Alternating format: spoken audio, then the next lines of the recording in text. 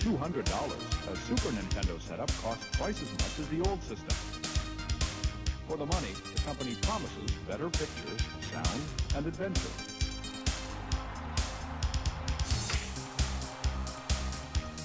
Now you're playing with power, superpower. You're the king, I tell you! The king! Only for Super NES.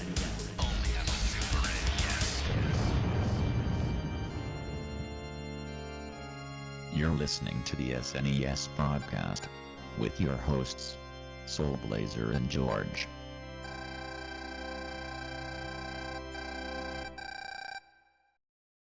Hello everybody, this is Super NES Podcast, episode number 122. I am Greg, he is George, as always. Thank you very much for being here. That's me. So, and this time we're covering a game that George picked for us. One that I liked back when it came out. I probably would have picked this podcast eventually if George hadn't gotten to, beat me to it first. But, so it was fun to go back and play it again. What game did you want us to look at, George? Ease 3. Yes, properly pronounced E-A-S-E, like the word ease, like one I understand. So. Yep. Had you played this before? This one specifically, no. But you were a fan of the series, which is why I went to check out the Super NES port, right? Yeah, I guess so. I guess fan enough. We covered the first Ease on Master System Masterpieces. Boy, that was really rough. That was a rough game. Well, it's 1987. I'm not surprised. It was really bad. Like, not a bad game. It was just like really rough to get into, is what I mean. Yeah, and also I think it's Ease 9 for the PSP. No, not yet. I will get into that when we talk about the history of the series, but 9's coming out later on this year. So, what is it then? 7? What is it? I don't know. There's one on the PSP that they made. You're thinking about there's PS Vita. Let me see about PSP.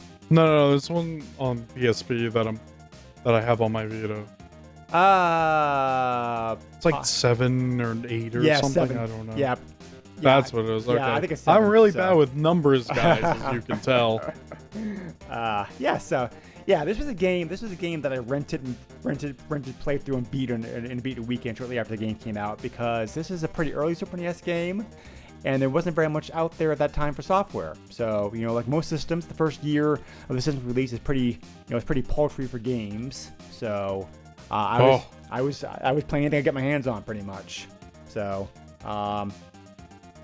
So we need to talk about the series a little bit, and really, by you could dedicate a whole podcast just to the series itself. So I'll try to touch upon the. Yeah. So I'll try to give a real quick summary about the series. My apologies to anybody out there who's a big fan of the series, because Ease has been called one of the most best underrated series, in the sense that it is popular, but it's more popular in Japan than the West, obviously, and even in Japan, people are like.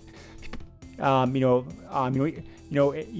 in Japan, the series is a very tough competition behind the likes of Final Fantasy and Dragon Quest and like Star Ocean, and the other like long running JRPG series. So Tales of games. Yep, that too. So yep. But yeah, the series but I did find one site that claimed that the 2017 the series has sold 4.8 million copies worldwide. So that's not too bad. Oh yeah, no, that isn't. So, that isn't. So the series was developed and still being developed actually by a company called Falcom. They're actually called Nihon Falcon, but they're usually just called Falcom like here in the West. Falcon has been around since 1981, so they definitely have a long history. Besides the E series, they're also best known for the Dragon Slayer series. Which is another like early action RPG series. Legend of Heroes, which is again role-playing game. Role-playing games tend to be their bread and butter. And like in the Brandish series. So. Oh yeah, okay. So a lot of their games have not come out here like in the a lot of their games have not come out here like in the West. but they have a very long and distinguished history. Like I said, going all the way back to going all the way back to the very first game in 1982. So, and they're still alive and well, and still an independent company, still making games today. So, they've never one of the reasons that they never were. One of the reasons that their game's not really too known here in the West is because because unlike Enix Square, they never established a U.S. branch to the company. So they've always licensed their games out to other companies to publish over here. So that's one reason why they're not really too known as far as that goes. So the series as mentioned before started out in 1987. The original game got to be too big because they broke up. It broke up like two games. Ancient Ease Vanished and Ancient Ease Vanished: The Final Chapter. So are the two, the first two games. I didn't even know that. Yeah. Jeez. So I think the Master System version is only the first game, or maybe they, or did they? Sure, did they manage to cram both games onto that on the cart? Let me see if I can find it here real quick. You know what? I actually have no idea. Right. Well, I did not know that. Well, Ease 1 and 2 has been released numerous. Well, most of these games of the series have been released numerous times, but because of its age, Ease 1 and 2 is probably the one that's been released the most. Yeah, because they also made the remakes as well. Yep, the remakes. Yep, the remake. Yep, I had the remake. The remakes. The remake is currently available on Steam. It's very good. So. It's also on PSP. Right. And I think it might be on another thing. It's like DS or something. One major difference though with those games compared to the later ones is Ease 1 and 2 is top down, and your characters also have an auto attack. And your characters also have an auto attack function with them as well. So, yeah, you bump into enemies. Right, which is typical. Actually, it depends on Yeah, the way that it works is depends on which way you are, and if you're behind them, you do more damage, right. And which was typical all of that old stuff. games.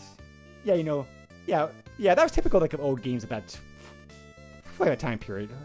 Yes, but you have no range, and you literally have to bump into enemies.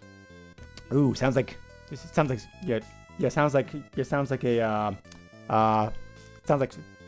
fairy out for the NES. Horrible game.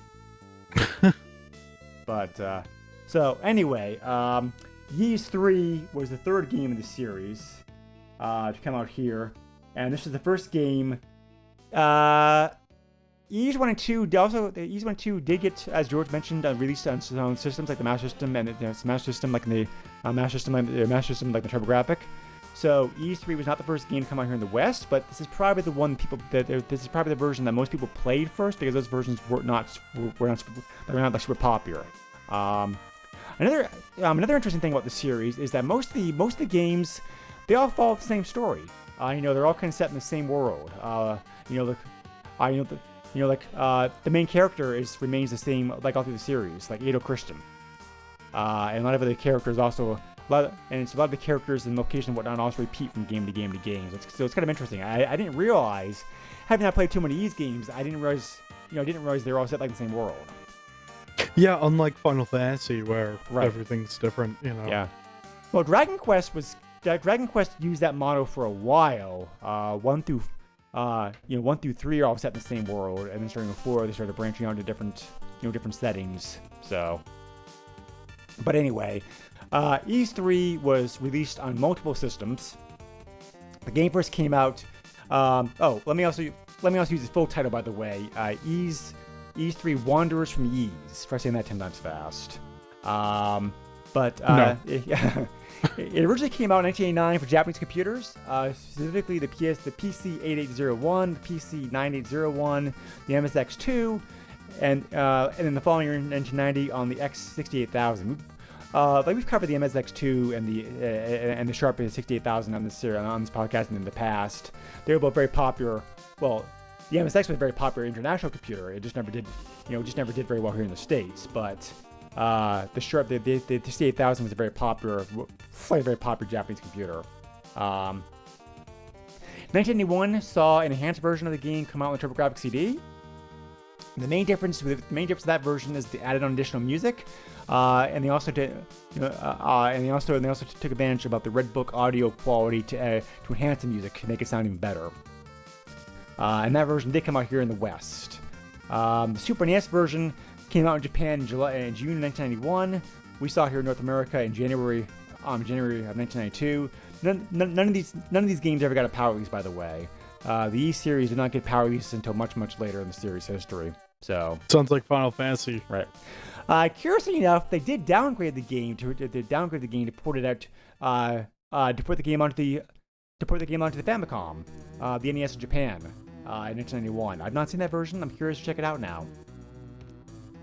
Yeah, actually, I saw that there was that. I should have taken a look at it because it does seem very interesting. Yeah, because most games start out on the NES and then get upgraded to the 16 bits. For a game to go vice versa is not very common.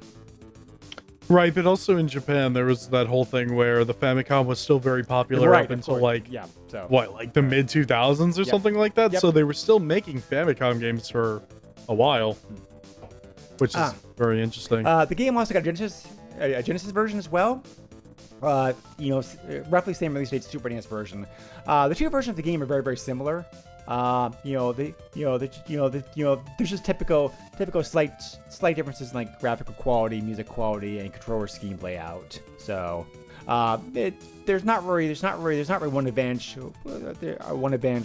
over the other as far as those versions go.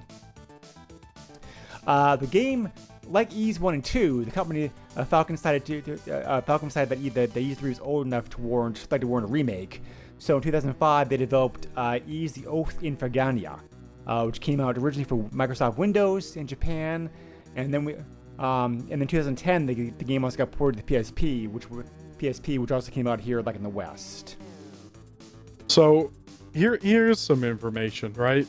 In North America, August 14, 1995, the Nintendo Entertainment System was discontinued. In Japan, the Famicom was discontinued September 25th, 2003. That's how popular that was for that long. Right. And they were still making games up until about 2003. Yes, exactly. Yes. Just to give you some info. I didn't want to ballpark it.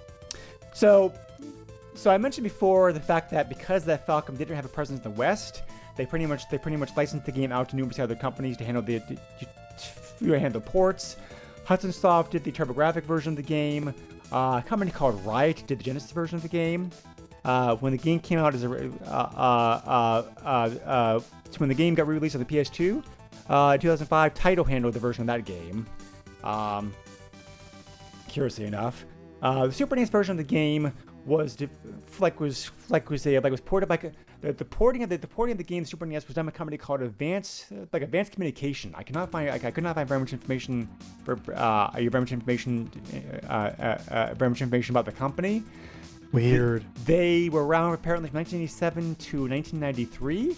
They handled a bunch of it looks like they handled mostly in Japan. They handled a lot of like ports and behind the scenes work on some games. Some of their games they come out here in the West were Dr. Jekyll and Mr. Hyde for the NES, which is a very underrated game, by the way. It's a very good game. They also handled a Dino Warts for the NES. Several of these games, and they also worked on. They also worked on Super Godzilla for the Super NES. We're gonna have to cover that game at some point. Except because I'm a Godzilla fan, that game's very, very good, I think. But that sounds good to me. So they handled the actual porting of the game, the porting of the game to the system. The game was published here in North America by American Sammy. American Sammy was kind of well known during that time period. They were never a very big company, but they did put out some very good games. They were established in Japan in 1975. Most of their work was done in Japan. Their U.S. operations were somewhat limited, but they did publish and play. But they did establish a U.S. branch of the company in 1988. So so they published a bunch of like NES and Super NES games and some other games, Game Boy arcade games also.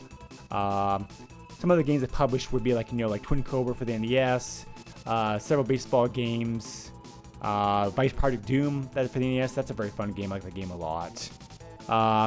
The NES port of Might and Magic, which we covered way back when on Two Dudes, George. Do you remember that? No, I actually don't. American Sammy then got bought out by Sega, and that happened in 2000. That happened in 2003. So they operate today as a company called Sega Sammy Holdings, where they're like a subsidiary of Sega. Mostly handling these days, what else? Like pachinko games. Pachinko! Why am I not surprised? They also do slot machines too, which are called in Japan, Pachi slot. So, but anyway. So it almost sounds like pachinko. So anyway, as I mentioned before, Ys 3 is very different than the first two games, but because most people in the West hadn't played Ys 1 and 2, they didn't know that. This is a side-scrolling action role-playing game. It's kind of similar to Zelda 2 in some ways. The game also reminds me very strongly about like an NES game called Battle of Olympus, which is a very, very good game, I think. Oh, jeez. Okay. Right. So the gameplay is very, very similar, I think. I think between that game and this game. Battle of Olympus was not very popular when it first came out, but the game's kind of become a cult favorite since then. A lot of people speak very highly of it. These days. So, the plot of the game takes place 3 years after the events of the first two games. Where basically like you're playing the main character Adele, who I mentioned before. Features like in many of the other games. And you have your friend Dogi with you also, and you decide to go to Dogi's hometown of Redmont, and that's when you find out about some evil forces going on, and you have to go save the land, defeat a bad guy, blah blah blah. Your typical cookie cutter RPG plot of the time period. So, I probably should mention like later games in the series like real quick. The series is still going strong. Ys 4 came out in 1993. That game also came out on the Super NES, but Japan only. So it did not see a Western release. I've not checked to see that version of the game translated. It probably is by now. Ys 5 came out in 1995. Ys 6 came out in 2003. There was also a spin-off game 2006 called like Ys Strategy. There was also like a Ys Online game. Ys 7 came out in 2009. That's the PSP one that you were thinking about earlier, George. Ys Memories of Carcadia is another like spin-off game. That's 2012. Ys 8 came out in 2016. That's a PS4 PS Vita game, and due out in Japan later on this year is Ys 9 Monstrum Nox. So there's a new game in the works. Ys 8 also got ported to Windows and to the Switch. So. Oh yeah, that's right. So, okay. Many of these games are now getting like English releases. Most of the games in the series have either been new released or have been like retro released here in the West. So it's possible to play most of the games in the series if you want to. The series has gotten more popular over here in the West as more like recent years. So I've also heard people like call this is obviously a later more recent description of the game. I've also heard people use the generic term of Metroidvania onto Ys 3, and in some ways it fits, I think. Some of the gameplay styles do kind of fit that genre. So because you are doing some backtracking in this game, so I don't know. But yeah, so just call it an actual role-playing game and you're safe. I'm gonna call it Legend of Zelda 2 alike. That's the term I'm gonna use. Well, like I say, the game just has some similarities like to like Legend of Zelda 2. It also reminds me. Yeah, it does. It also reminds me like a bit about like Xanadu for the NES. Did you ever play that? Yes, Okay. I actually own it. I think. Yeah, good game. So I mean, there's no, really, there's only so many ways. There's only so many ways that you can like invent a side-scrolling action RPG game. So it's like similarities are bound to be expected. But the game takes place in a border for some reason. I believe it's probably because of early Super NES game, technical limitations, that kind of stuff. But the border's not horrible looking. I mean, like, the gameplay does take up maybe about, I don't know, say maybe 65% of the screen, 70% of the screen. So, yes, it is border, but it's not like too bad. I didn't even really think about it. I mean, obviously I noticed the border. Right. So. But I don't know. I didn't even. It's weird. I did not even think about it. Yeah, I mean, it's not. I mean, it's a little bit annoying. It's like, why can't you take up the whole screen? It looks nice. It does look nice, yes, which is saving grace, I think. The bottom of the screen contains your typical status information. I like it actually because, it shows everything you would want to know. Mm-hmm. Obviously your health, but your ring power, your experience, your gold. Right. Like I would kill to have like something that shows me my current experience or how much experience I need until leveling in an RPG. And some do, but not many. Right. Yeah. They also make it easy. They also make it easier for you by showing you. They make it easier. Yes, easier. By showing your hit points in both the form of a gauge, and also like numbers. So yes. And there's also like enemy gauge that you also see like during boss fights.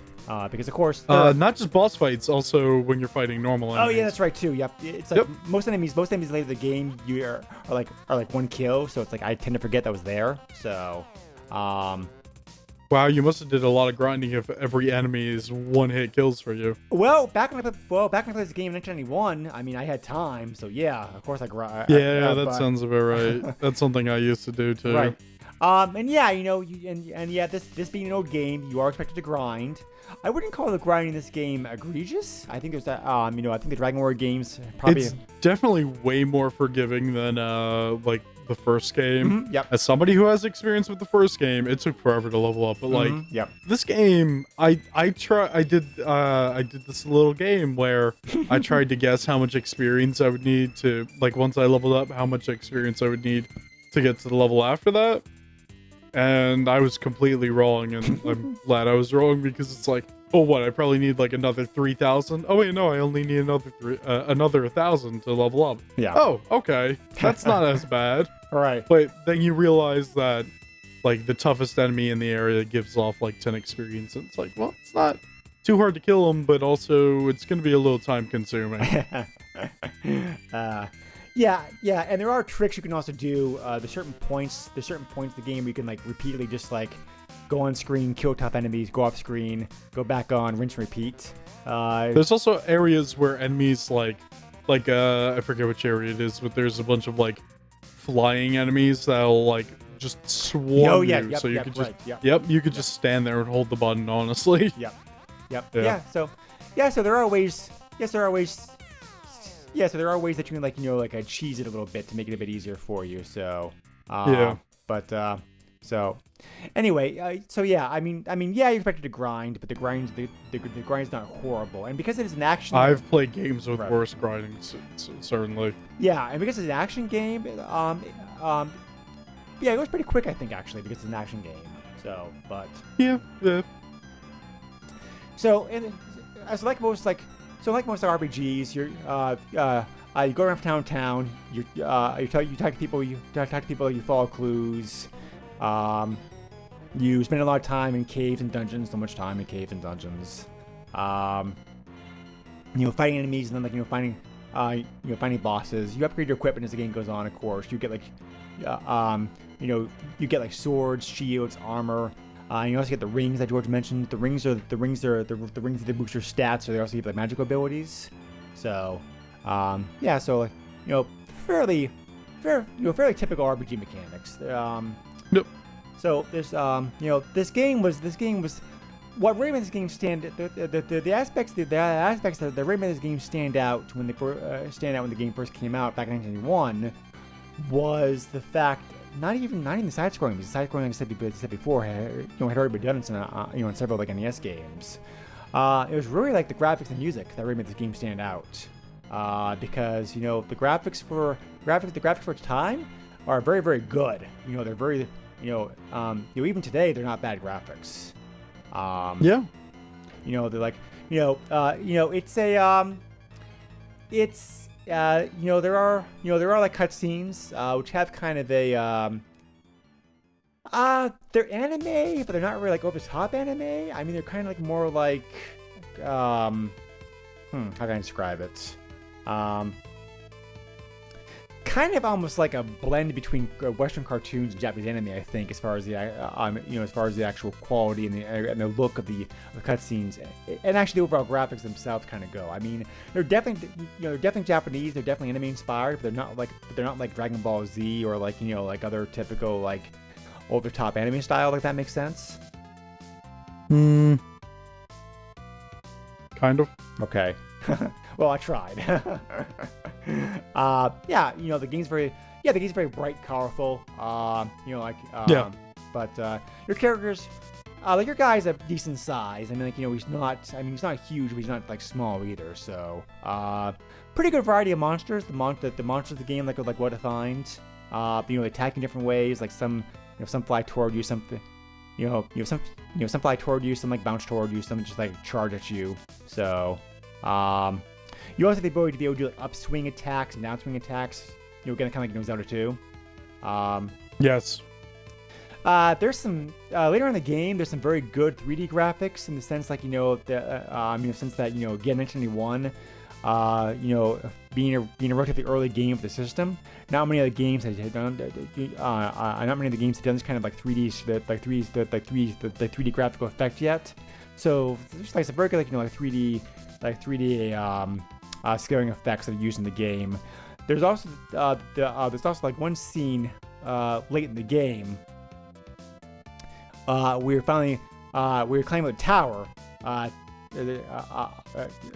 go beat the final guy, and I remember being like wowed, wowed by it.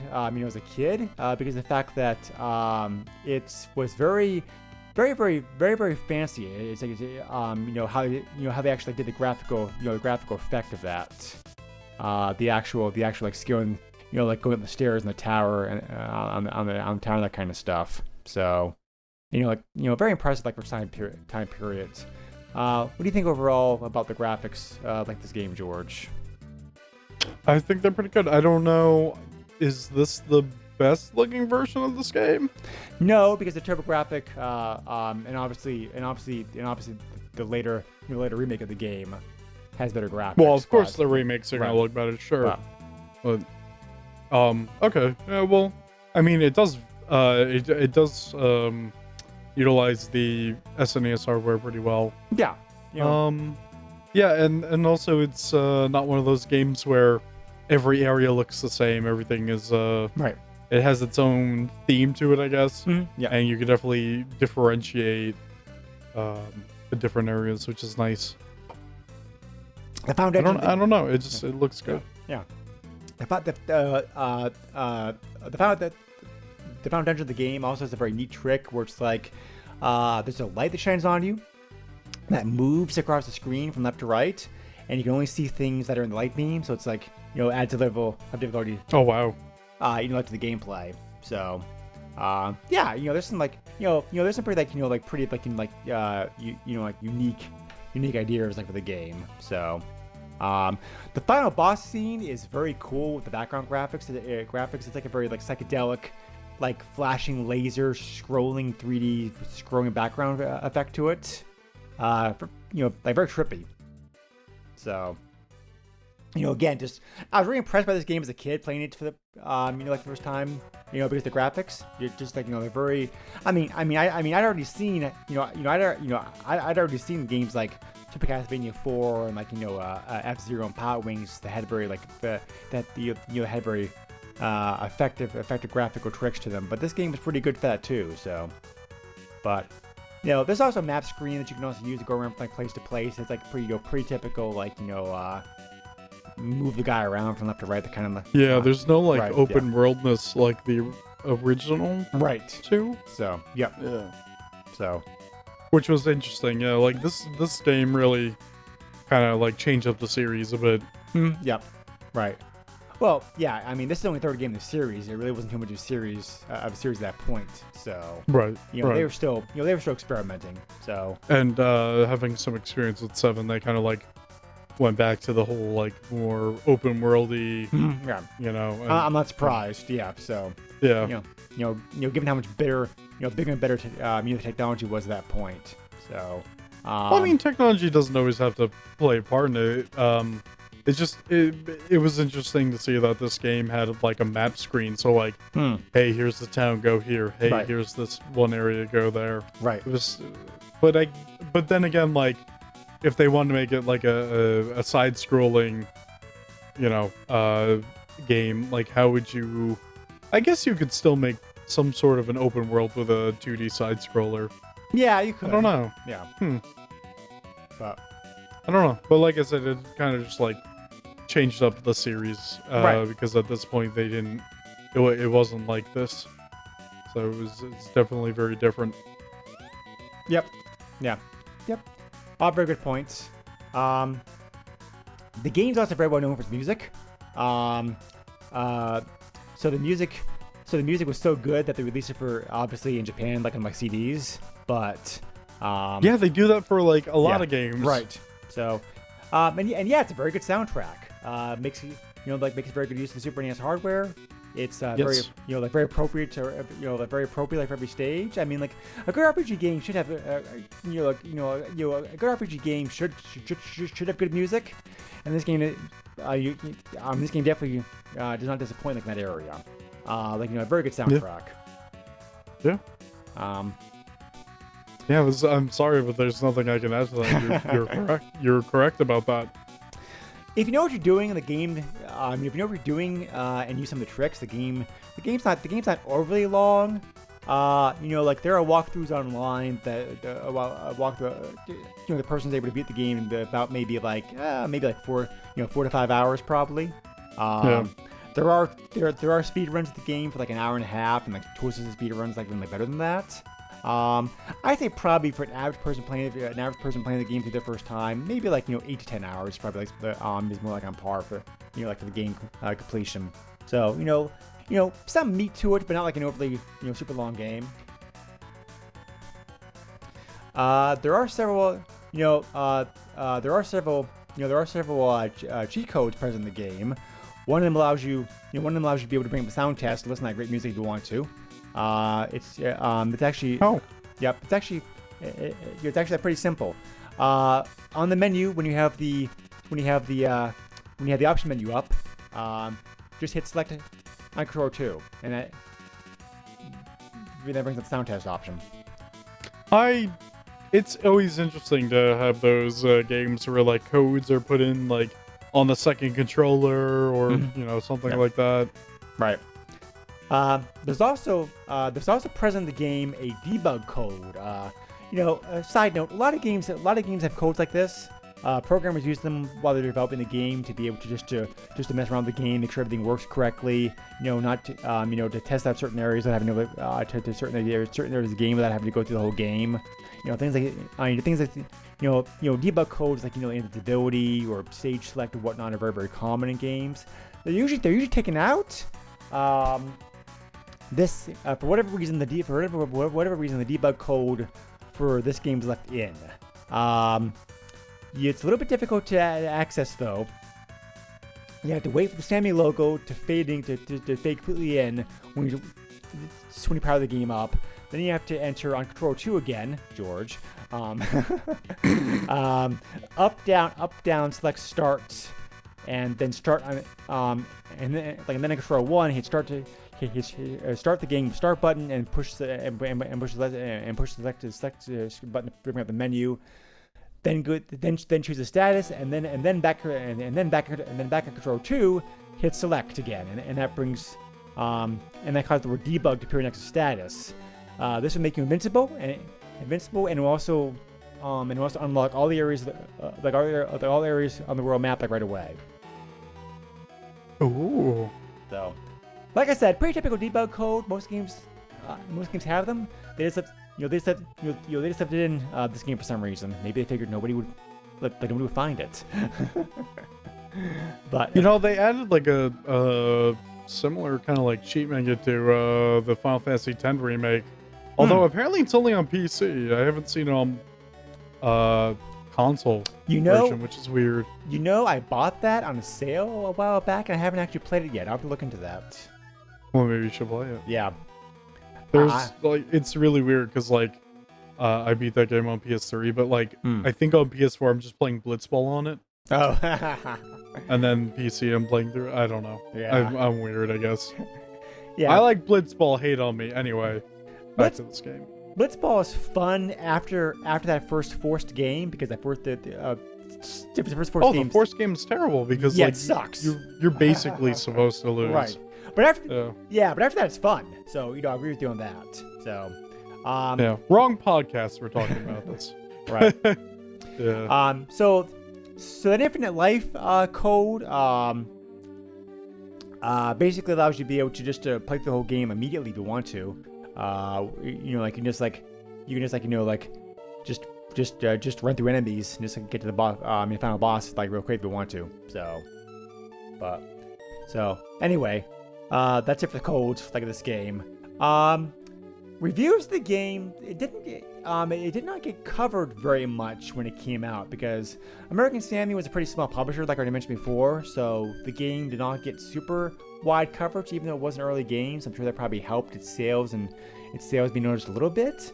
But it did not get covered very much, back in the day at least. Like most people.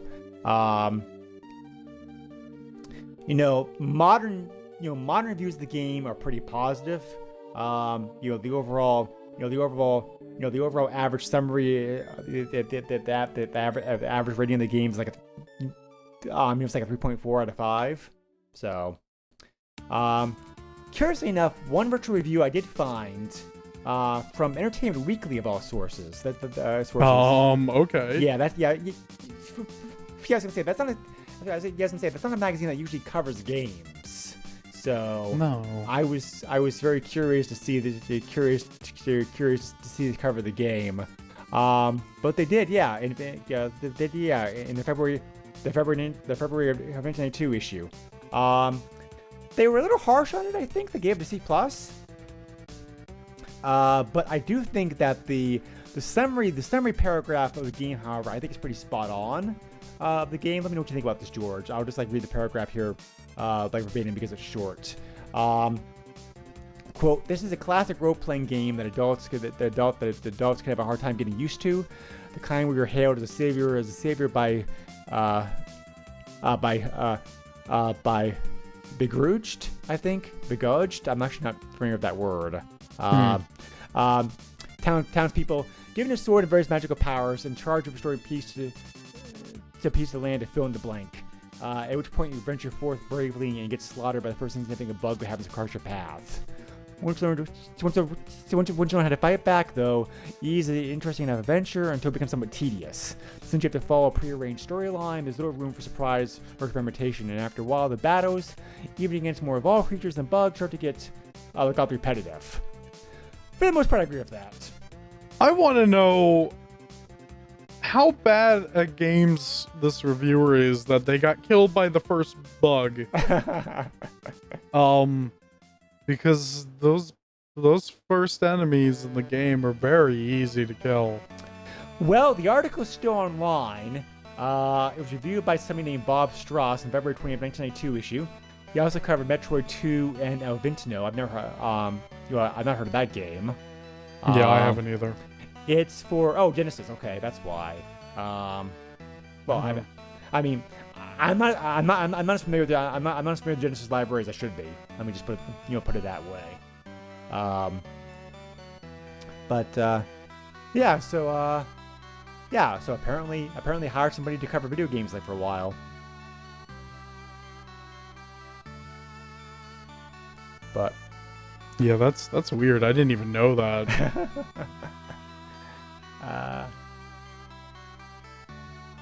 Yeah, he covered a number of games over the years. It looks like. Interesting. Okay. But anyway. So yeah, as I mentioned before, Ys 3 did not get a huge print run. Therefore, the game's somewhat uncommon on like an eBay. Of course, this being eBay, you can find the game. If you want to. Your options for it may just be limited, especially if you want a CIB copy. 31 copies of the game currently listed online. I included Japanese versions of the game also this time around to pad the numbers a little bit because if I looked at North America only, it was like very, very few. But they are out there.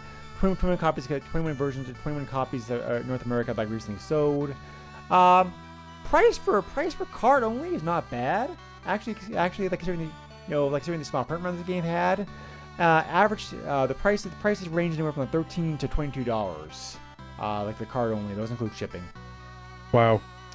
CIB, I found only one copy. There's 7 copies available listed now, but I found one copy. I found only one CIB copy that sold recently, like $55. That's okay. There was also sold recently, believe it or not, a factory sealed copy. I was surprised to see that. Oh, how much? For pretty average. I'd say like sealed copies of games, $320. Oh, yeah, all right, that sounds about right. So, but yeah, so card only, you can have the game for like a pretty cheap price. So, $13. Yeah, it's probably it's like worth it. Worth that probably. So, in hindsight, going back to this game again after all these years was fun. I obviously do not like the game. I obviously do not like the game as much now as I did back then. Just because times have changed. Game styles have changed. Nostalgia, and all that. But taking it for its own merits, this is a very competent side-scrolling action RPG. I mean, it's not great, but it's not horrible either. I mean, if you like games of this type, by all means, check this out. Because like I said, Ys 3 was not very popular. At least this version of the game, this version of the game is not very popular. At least I think if people are familiar with it all, they're probably familiar with the TurboGrafx version of the game. So, so if you like games like Xanadu and Zelda 2 and like Battle of Olympus, this is a very good game of that type. The music alone is excellent. At least if nothing else, listen to the music. Because the soundtrack of this game is still very good today. Otherwise, I think the side-scrolling action stuff has probably been done better by other games in more recent years. Oh, most certainly, yeah. So, but I mean, like I said, I didn't hate it. It's fine. I just think that.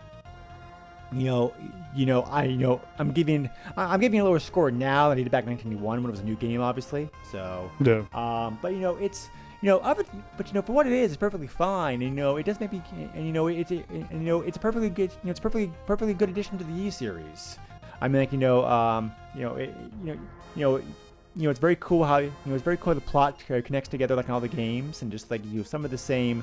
You definitely can see the evolution, like you were saying before, George. You could definitely see the evolution of the series between like Ys 1 and 2 to this game, and and then this game from this game like on the later games. So certainly, yeah. Overall, were you happy you picked this game? It was interesting because I started playing this before we even talked about it doing doing it for the podcast.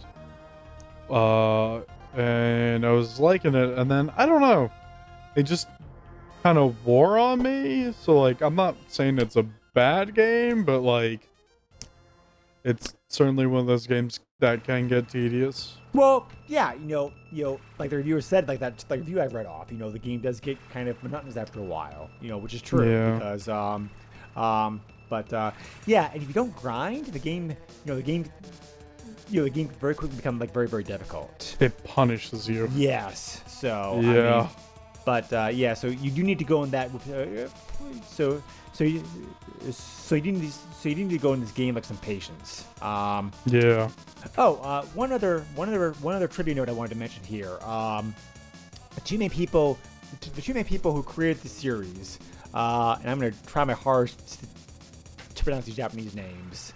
Masaya Hashimoto and Tomoyoshi Misakaze developed the first 3 games in the series, and then they went off to form Quintet, which for the Actraiser and Soul Blazer and some other like RPG games over the years. Right. So, very interesting. I did not know that.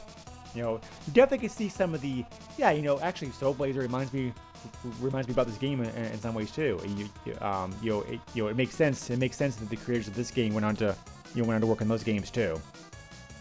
So yeah, I didn't even know that either. That's pretty cool actually. Yeah. So yep, Quintet I liked it a lot. Most of our games very, very good, I think. So, but and you want more Yees? There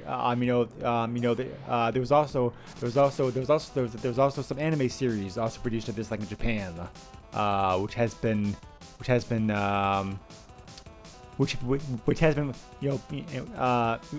both series have been released in English, so you can you can watch those if watch if you want to. So they've not definitively announced that Ys 9's coming out in the West as well. But I have to imagine it's going to be because the last several games of the series have come here in the West. So right, I mean you would hope at least, but right. I don't know why they wouldn't release it. Right.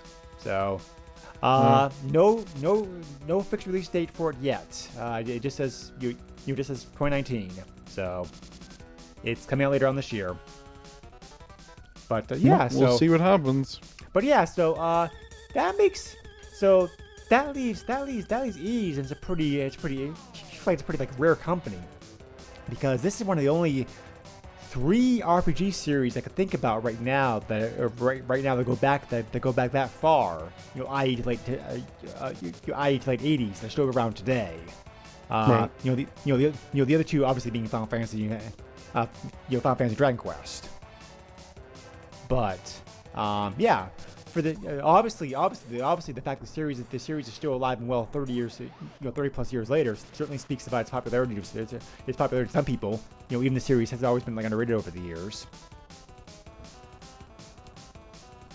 And the series has popped up in numerous systems over the years as well. Also, everything from the Sharp all the way to the Xbox One and also mobile phones as well. So you name a system, That's a big just widespread. Oh well, when the series is out for 32 years, you're gonna get that spread. Yeah, that's right. I mean, look at Final Fantasy. Yep, exactly. That too. So So anyway, So I'm also curious to check out the remake because I did not know there was a remake of this game. It's only available on the PSP in the West, it looks like, but probably could track it down. Yeah, I mean, it's probably on the online somewhere. No, the internet. It's probably on the internet somewhere. Right. So anyway, Ys 3 was one other thing one last thing about the game that I remember. The game got covered quite a bit when it came out by magazines, by magazines like Nintendo Power and whatnot. Which is why I'm surprised there's so few reviews about it that actually existed. They covered the game. They gave maps and walkthroughs and whatnot, but they were they never gave a review score of it. I don't think the game would have gotten the attention it did if the game had come out later on, later on the series, the console's life. As I mentioned before, this was an early, it's a pretty early release in the West. The library was not that big yet, so people hungry for good games, and Ys is a very competent game in its own right, especially back then. So it's I just don't think, I'm sure people, I'm sure people were with the third game, what happened to the first two games, but right. So, but yeah, so like I said, I think it's a shame that both the game and the series have been overlooked. So, like I said before, it's not great, but it is a for especially if you can divorce yourself and put yourself back when the game came out in 1991.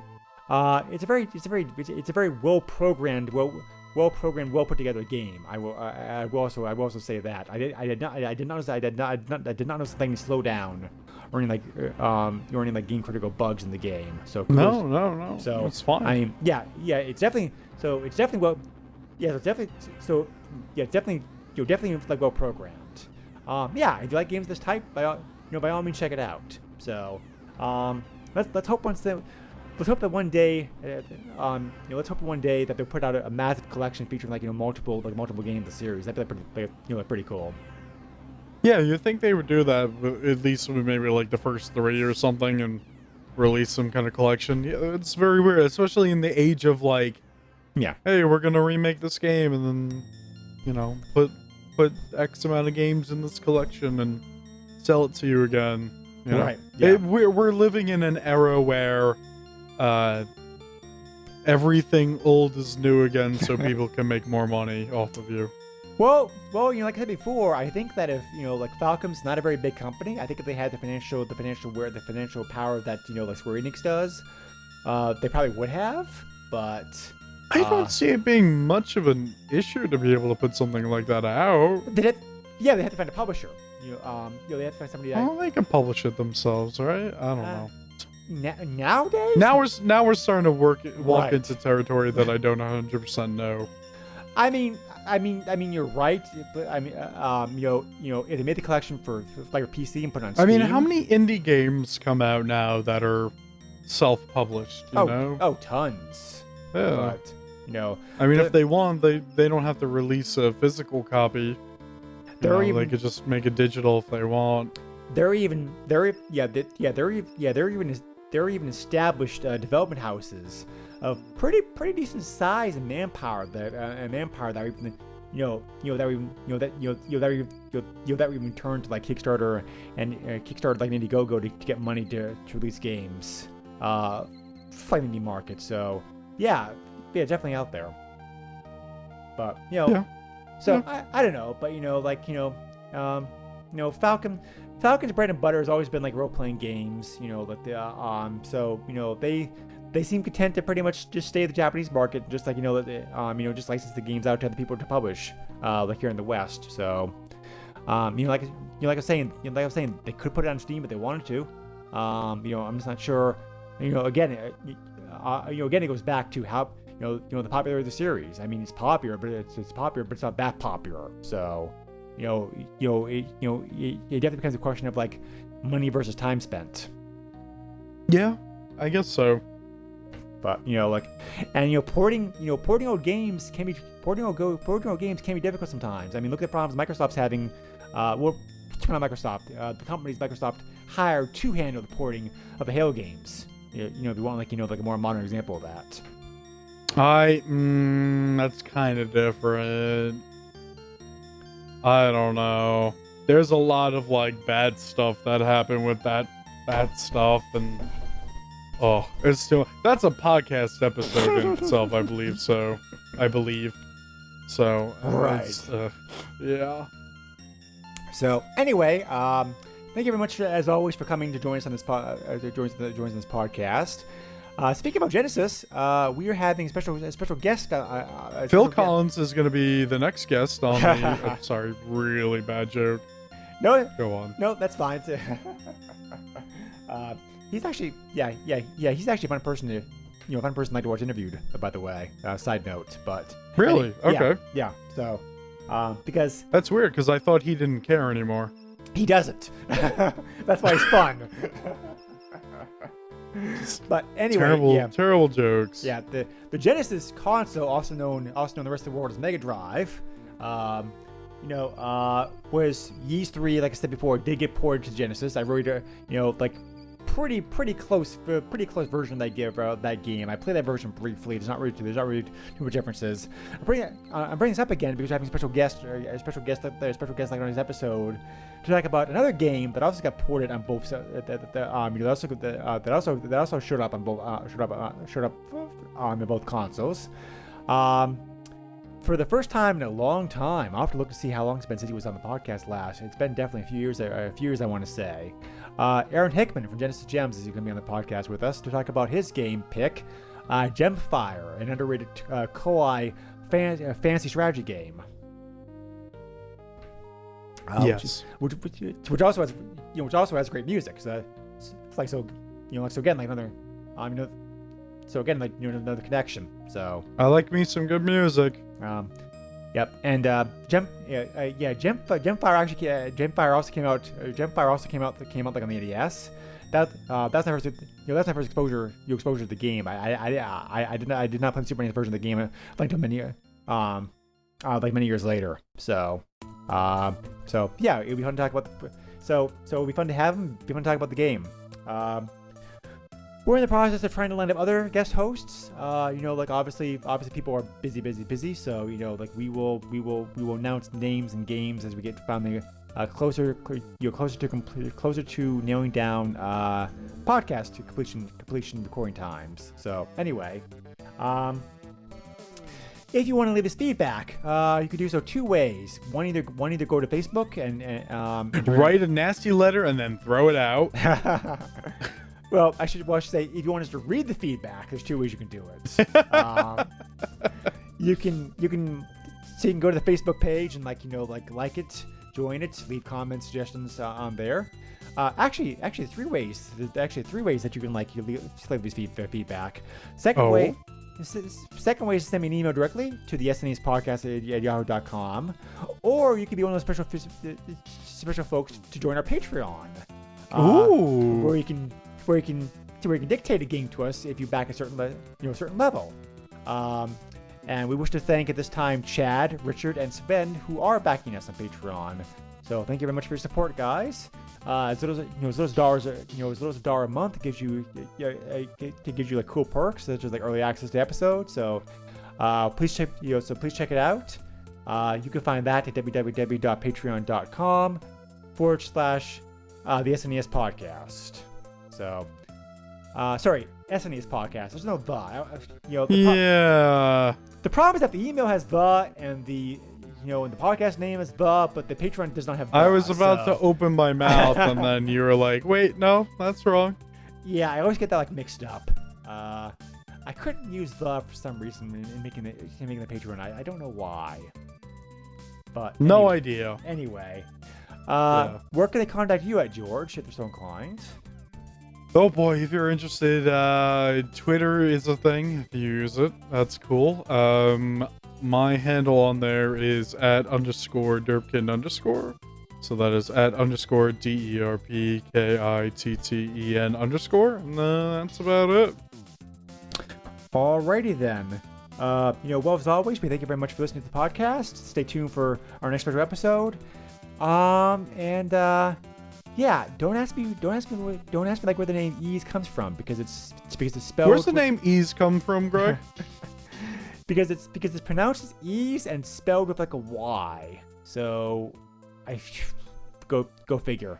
This is definitely I've always thought this was one of the most screwy game names.